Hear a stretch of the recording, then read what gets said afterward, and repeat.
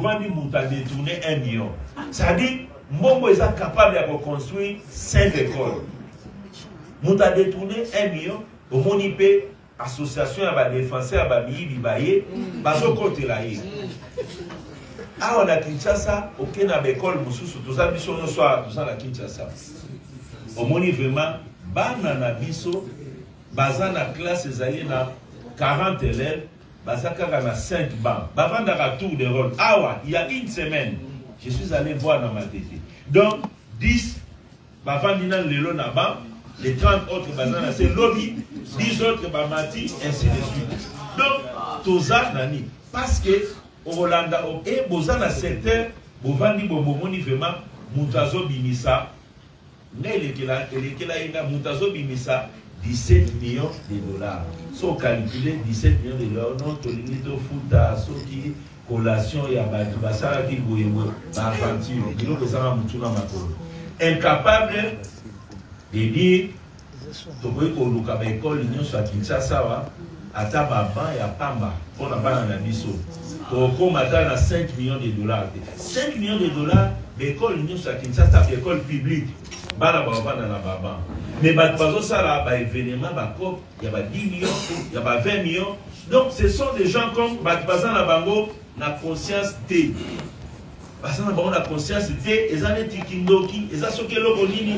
Alors c'est un phénomène, il faut ôter les mains. Il faut ôter les mains. Donc, Naïbisa Kibino, tant que corruption est gozala, tant que détournement est gozala, Makamba chômage au réglé à côté. Bakoya taba professeur à l'université. Bakomi wa premier ministre. Bakomi combien de professeurs d'université ont échoué? Pas échoué, mais pourquoi? Tout le monde a pu redresser. Chômage des akaka. Taux de chômage des hommes. Tous les ministres dans la classe. Autant de 6 mois de comédie sous ce problème. Au Bundala, il y a autant de 6 mois comme tout na Olekawa, Pipo, Azomusala. Au Yébi, tout est né à Azomusala. Vous appelez Moussa de Komakaka, comme. Il faut ça na Sikoum. Donc, Moka, et ça, na Moka, va coopérant. Pour Moussa Moussala, comme vous voyez, donc, Bana Bazo Bima, Bongo Siko, Bana la Bango, Bana ba inspecteur général, Bana ba ministre, Baza la capacité, parce que Baza la commande à l'État. Bongo Oyo, Azana de côté, Azata la directeur de la famille. Mon colonie n'a pas Moussala, mon colonie n'a pas Sala. Parce qu'il faut que Moutoumou va intervenir pour y avoir Moussala. Même quand il y a besoin de $200, $300, il faut intervenir. Tout ça, n'a pas chômeur et belé, bah Missala, Ezate, tout simplement parce que tous ceux comprennent qu'il faut tout Bouddha, tout mettre de l'ordre. N'a pas pays Moussous. Au moins, il y a la corruption, et ça, on a que vous retrouvez une corruption zéro. Exact. Les pays les plus modernes en matière de corruption, ils sont à 80%. C'est-à-dire que ils ont 10 millions, ils ont 2 millions. Mais au moins 8 millions, ils ont inverse. Les pays, les premiers pays modernes, ils sont à 80%. Donc, corruption zéro exact. Parce que c'est un phénomène qui est lié à la nature humaine. Mais ailleurs, Batou, prenant conscience, Babundi, non, voilà, à Ozawana responsable. Soit 80% en bon à l'État, les pays les plus modernes, pour vérifier au monde que oui, 80% Sali Moussala, et Tongi Ndab, et Tongi École, et Tongi Hôpital, et Sali Boy. Il y a Bisso, ce n'est pas ça. Il y a un étranger qui va comprendre que Bisso est dans la Chinois, Indiens, tous ces étrangers vont comprendre. Parce que nous avons une classe politique qui ne résiste pas devant les bienfaits. Qui ne résiste pas. Batou o bazali capable de voter quand Mboka na bango likolo a bongo. Baza capable. Sans y a patriotisme ezalité. Bozo sangana na bapaya pona oboma Mboka na bino. Yo zaona pona défendre Mboka. Donc Baza na capacité à résister devant la corruption. Or, les gens oublient, la corruption c'est un enrichissement à court terme et c'est une malédiction à long terme. Personne d'entre eux ne quittera cette terre des hommes sans avoir payé les méfaits de la corruption dont il a été couvert.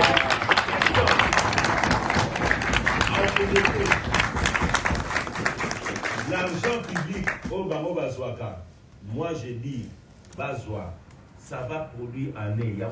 Ça va. Ils veulent se faire une conscience tranquille, mais ils ne sont pas tranquilles. Les lots, ceux qui battent Bazani Maï, ils sont Bango.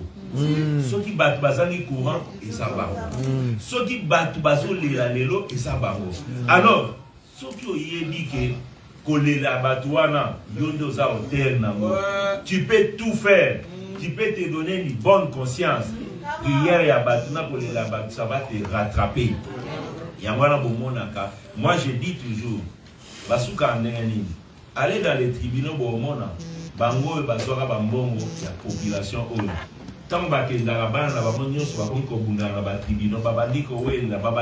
Et finalement, il n'y a rien qui reste après eux. À quoi ça sert? Travaillons pour la mboka. Parce que les alliés insécurité. L'invitation que vous allez yomoko otondi na biloko nyoso na milliers ya batu nyoso baza okelela. Na invitation qui conscience na yo eza tranquille. Au monde ata insécurité te que ngai moko ne na zolia batu nyoso o baza tout autour na nga batu bazolia te. Ovani na ope kimia, ozana ope tranquille. C'est ça au fait. Batu mitema ici échangeable. Alors, il faut tout élément, tout repousser bango. Yamwana, biso to doit qui stratégie que batu o nyoso bakozala impliqué na makamba ko yiba mbongo l'État, to ke na bango na CCT o non été ata justice aza ko traîner biso il faut to informer population to be moni a muibi munene. Moni mutala di cravate na muibi munene. C'est ça ce que nous devons faire parce que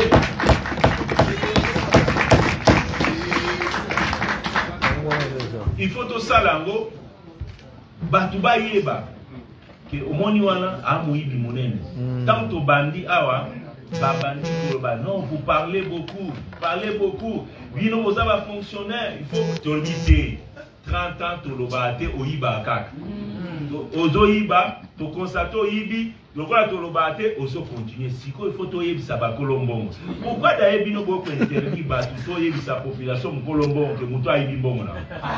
Pourquoi? Pour quelle raison?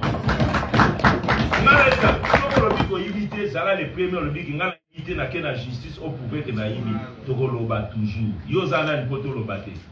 Mboga ngweza ya yo ko bat pas lobate, yo sala makamba pas lobate, puis to vivre ba méfait nango. Voilà donc toujours qui décision il y a ko communiquer. Muto nyo sazali impliqué, to vérifier parce que tout ça va professionnel. Ceux qui peuvent qui to beleli mutu. Tout ça va amateur. Tu vois ça là, 4 mois de l'année, tu vérifies na ba méthode na biso nyonso. Puis la plupart na bango, bayaka a au moins vraiment andimi. Moi je peux vous dire, andimi, tu veux dans andima, suite na ezaka tomber d'accord. C'est très bon moni, hygiène. Bon, ezaka ndema ba bango ezali et tout ça tout ça ok ça va. C'est là.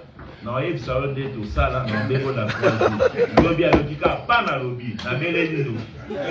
To bebani. Mais avant Kataka se défendre, oh non, ils ont promoté, Moussous Koutou, place à Zalia au Langangai. Ayana bureau Nangai, na ABC Tala. Tala biloko sali. Là, il ça le logo, ça là. Aux là tout au béni. Oh non, master, money et tout. Bon, na yebi kaka, mais na ye, o epesa mwanda mona yo akoti logo. Na zotala, je n'en revenais pas. Abinisi pe bo koto 50 000, koto 50 000. Na yebi monsieur le ministre. Si manan bon, zone sana no bon na poche.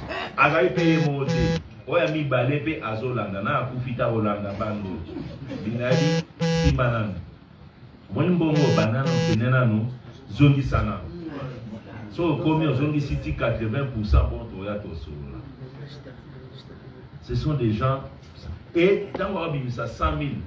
dossier na eza 10 millions. Donc ça dit bino ko biso za biso batuté donc yende bamonde ba ya droit. Là pe na mona te mutama ça dit 10 millions ari bon na yeli 8 millions. Ah il a 8 millions dans zone na ke na tiki na caisse à l'état bi bon l'affaire et au moins réglé à 80%. Alors ça kana yo alors il a 100 000 so na 100 000 il y a ça le au moins il y a 10 millions. Autant que vraiment 10 millions et ça papier tes a réalité. Donc voilà comportement à base.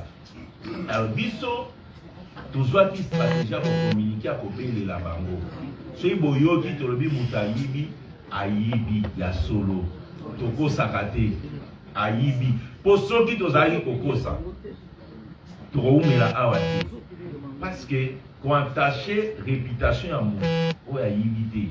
To belelier public Congo mbabayo. Tina libanda bayoki.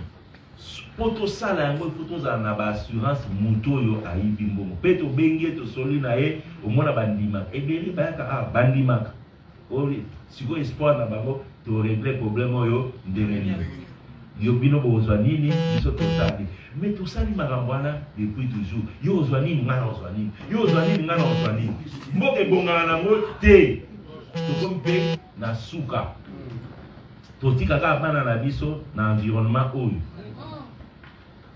environnement autre ça nango bana ba éviter misala ezandenge nini mboka to éviter batu musu bazana mboko ala muki na tongo a éviter akolia nini na éviter so to kanisaka que zana bande kona biso bala mukana tongo ba vivaka au jour le jour ala muki na tongo atie mabolongo na se abandi ko sambela nzambe pesanga opportunité na zwata eloko akolia na mukola lelo à côté ya wana Buntu muso azana ba compte na ye azana 20 millions 30 millions na kati ya compte à côté na ye mutu moko ayibite bana na ye babolia nini journée wana ça on est dans quel environnement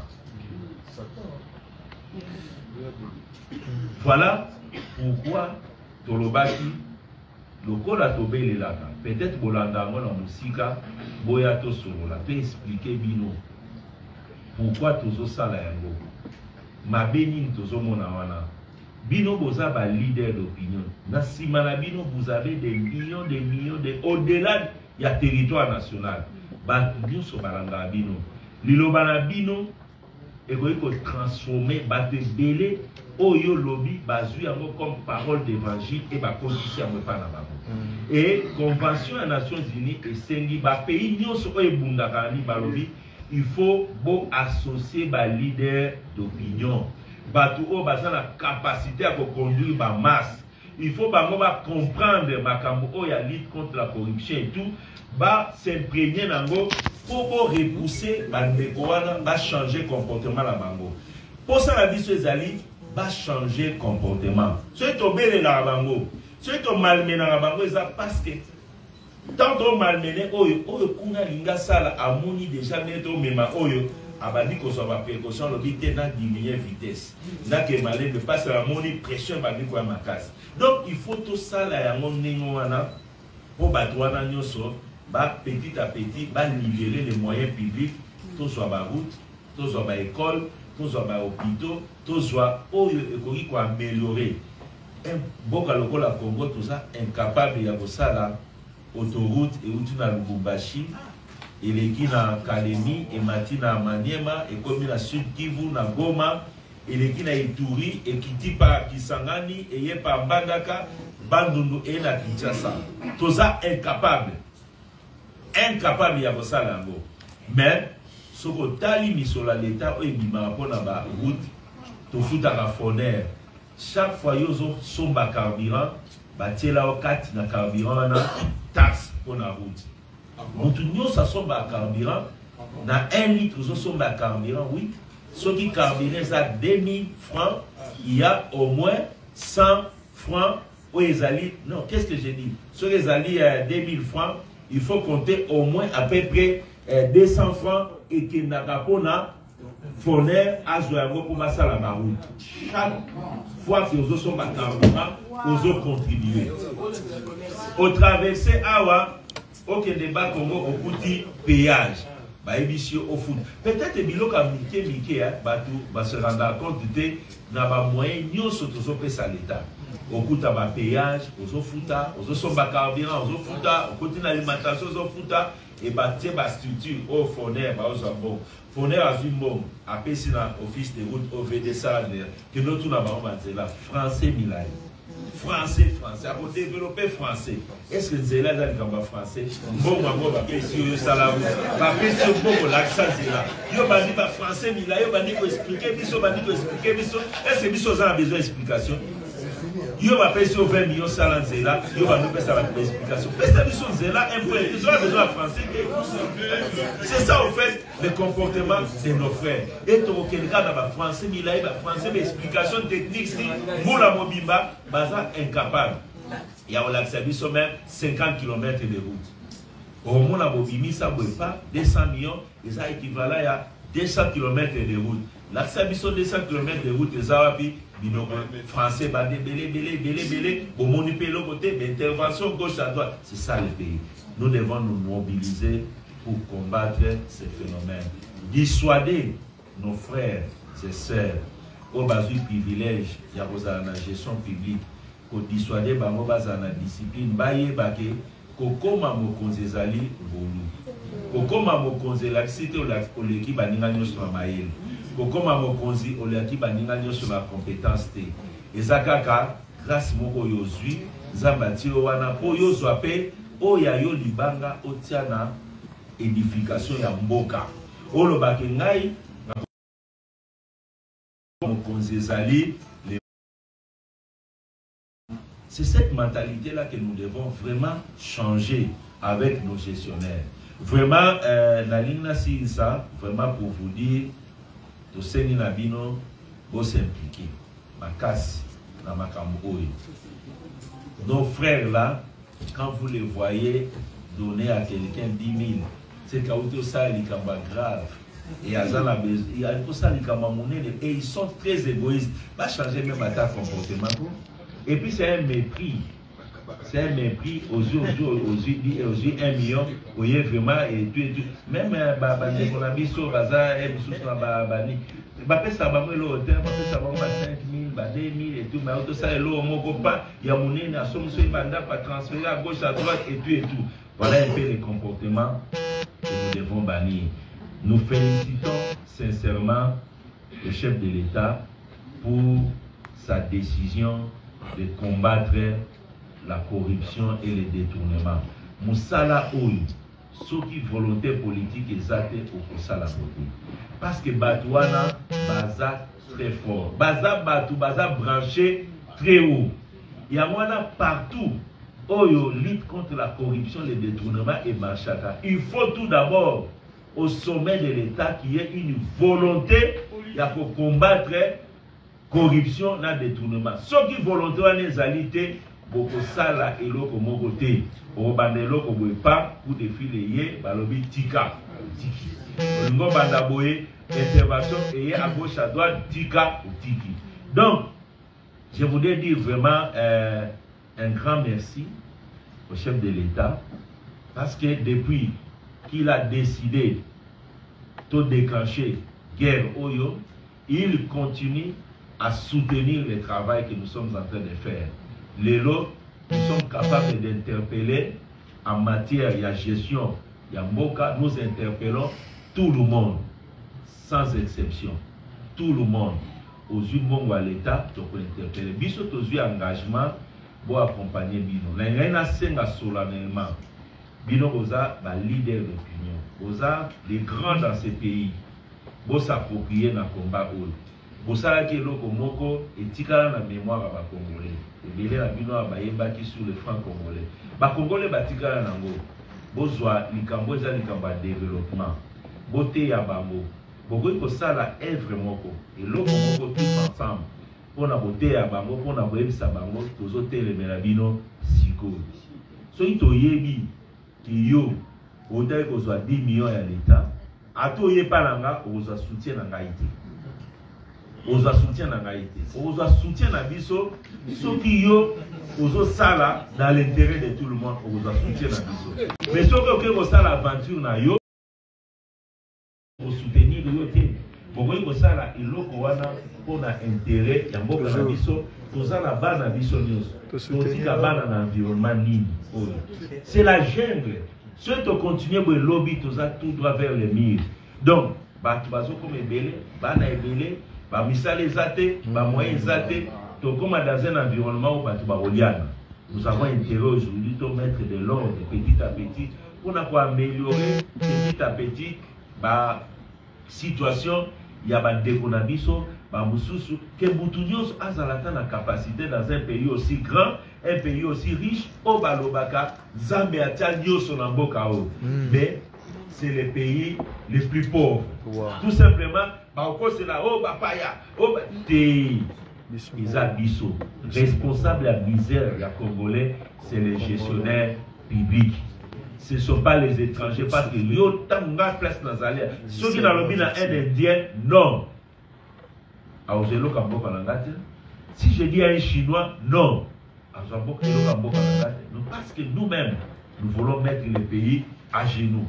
Croyant que en se servant avec les étrangers, nous devenons riches. Mais ils ne deviendront pas riches. Ils deviendront des malheureux.